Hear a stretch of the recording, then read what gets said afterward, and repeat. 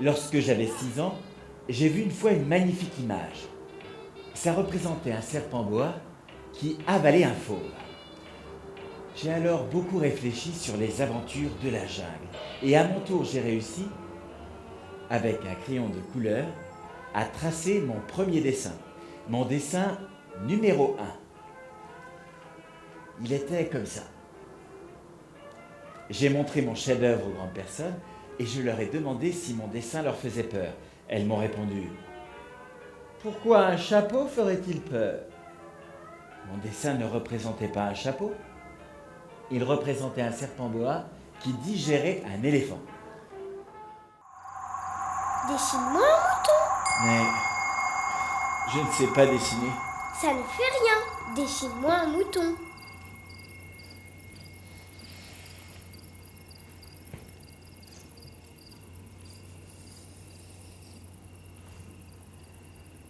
Non, celui-là est déjà très malade. Faisons un autre.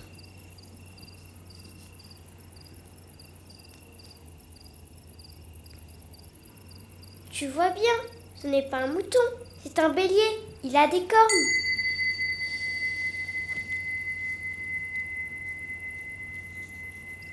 Celui-là est trop vieux. Je veux un mouton qui vive longtemps. Bon, ça, c'est la caisse. Le mouton que tu veux est dedans. C'est tout à fait comme ça que je le voulais. Crois-tu qu'il faille beaucoup d'herbe à ce mouton? Pourquoi? Parce que chez moi, c'est tout petit. Ça suffira sûrement. Je t'ai donné un tout petit mouton. Pas si petit que ça. Tiens, il s'est endormi.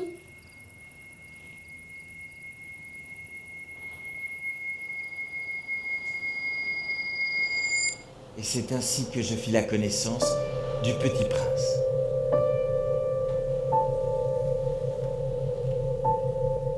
J'aurais aimé commencer cette histoire à la façon des contes de fées. J'aurais aimé dire: il était une fois un petit prince.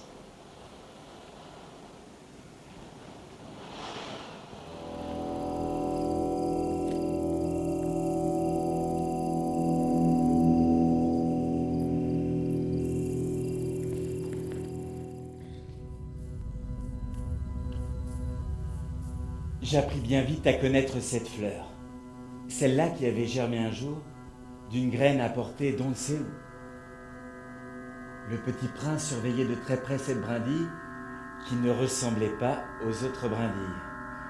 Il sentait bien qu'il en sortirait une apparition miraculeuse.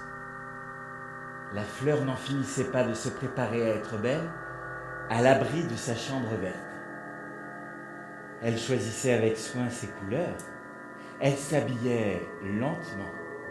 Elle ajustait un à un ses pétales. Elle ne voulait pas sortir toute fripée comme les coquelicots.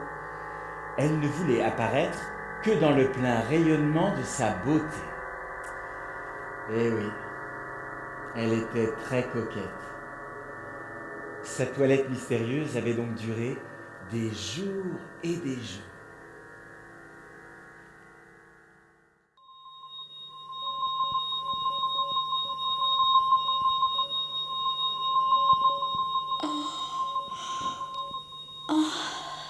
Je me réveille à peine. Je vous demande pardon. Je suis encore toute décoiffée. Que vous êtes belle. N'est-ce pas? Et je suis née en même temps que le soleil. Le petit prince devina bien qu'elle n'était pas très modeste, mais elle était si émouvante. C'est l'heure, je crois, du petit déjeuner. Auriez-vous la bonté de penser à moi?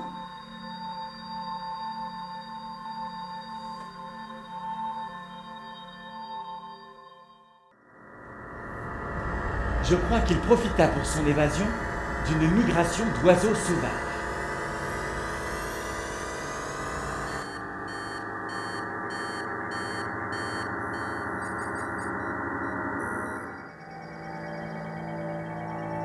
Ah, voilà un sujet.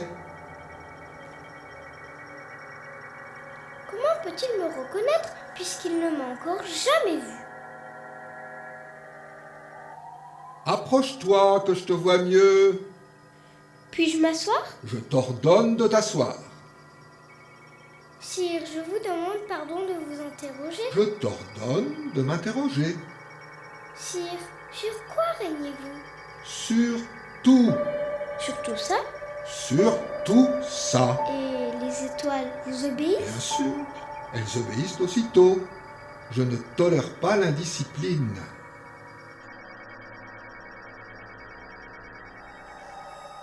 La troisième planète était celle du businessman.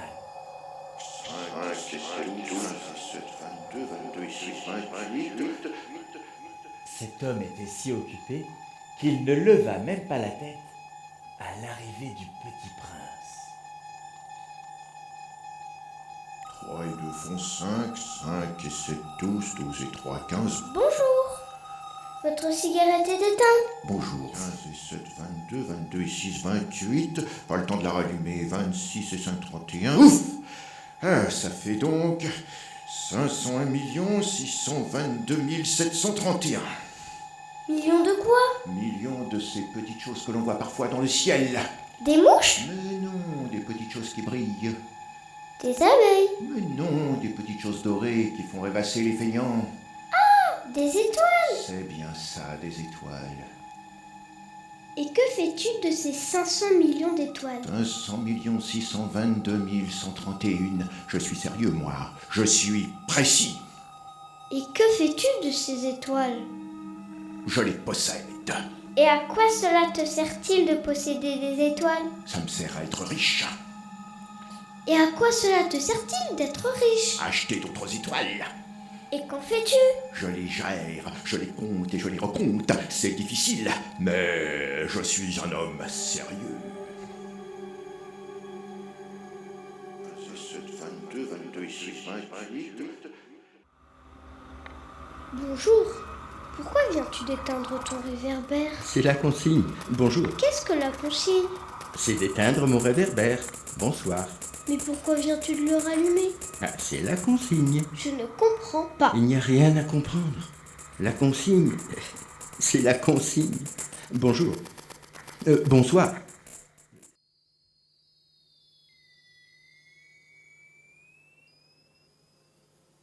Bonne nuit. Bonne nuit. Bonne nuit. Bonne nuit. Sur quelle planète suis-je tombée? Sur la Terre, en Afrique. Ah, il n'y a donc personne sur la Terre. Il n'y a personne dans les déserts. La Terre est grande. Regarde ma planète, elle est juste au-dessus de nous. Elle est belle. Que viens-tu faire ici? J'ai des difficultés avec une fleur. Où sont les hommes? On est un peu seul dans le désert. On est seul aussi chez les hommes.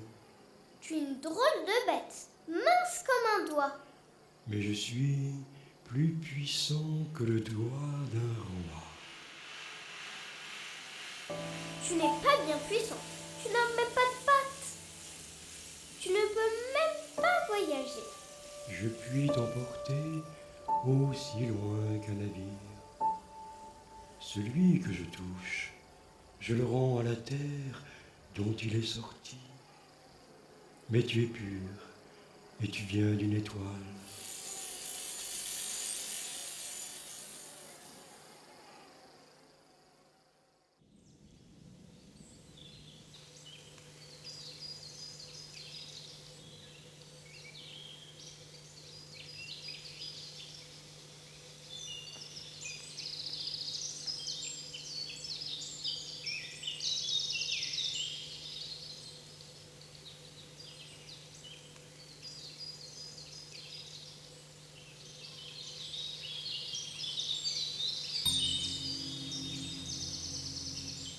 Bonjour, Bonjour, qui es-tu?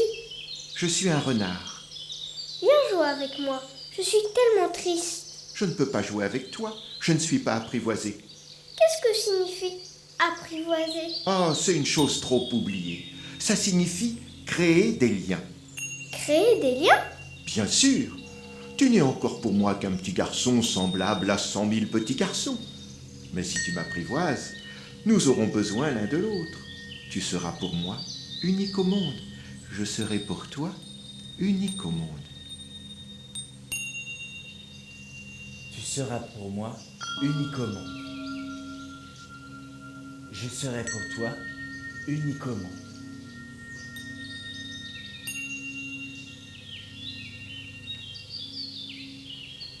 Je commence à comprendre. Il y a une fleur. Je crois qu'elle m'a apprivoisée. C'est possible. Si tu m'apprivoises, ma vie sera comme ensoleillée. Ensoleillée? Tu as les cheveux couleur d'or. Alors, ce sera merveilleux quand tu m'auras apprivoisé. Le blé qui est doré me fera souvenir de toi. S'il te plaît, apprivoise-moi. Ah, je pleurerai, C'est ta faute. Tu as voulu que je t'apprivoise. bien sûr, Mais tu vas pleurer. bien sûr. Alors tu n'y gagnes rien. J'y gagne à cause de la couleur du blé. Adieu. Adieu. Voici mon secret. Il est simple. On ne voit bien qu'avec le cœur. L'essentiel est invisible pour les yeux. L'essentiel est invisible pour les yeux.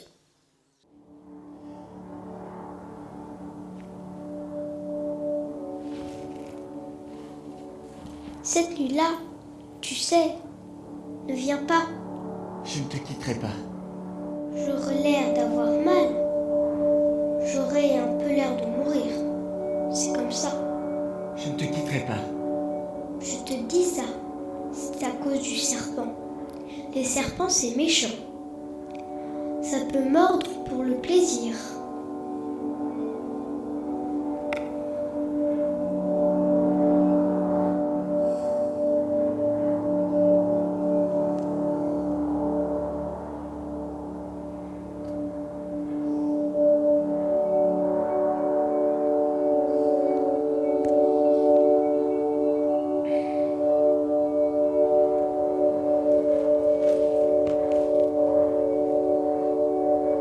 Cette nuit-là, je ne le vis pas se mettre en route. Il s'était échappé sans bruit.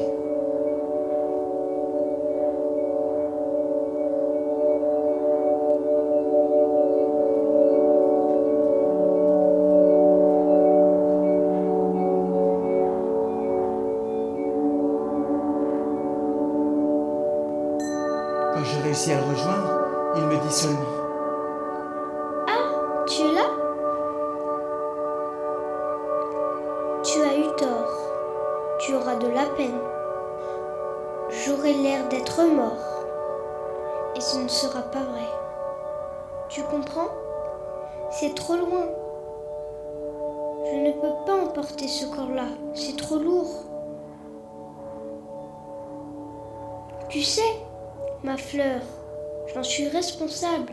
Elle est tellement faible. Elle est tellement naïve.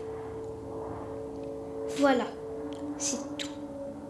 Il hésita encore un peu. Il fit un pas. Moi, je ne pouvais pas bouger. Il n'y eut rien qu'un éclair jaune près de sa cheville. Il demeura un instant immobile. Il ne cria pas. Il tomba doucement, comme tombe un arbre.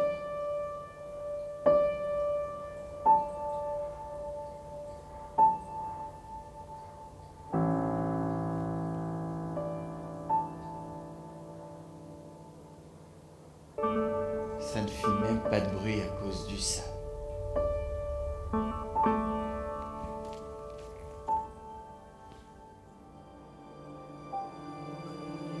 Si vous voyagez un jour en Afrique, dans le désert, ne vous pressez pas, attendez un peu, juste sous l'étoile. Si alors un enfant vient à vous, s'il rit, s'il a des cheveux d'or, s'il ne répond pas quand on l'interroge, vous devinerez bien qui il est.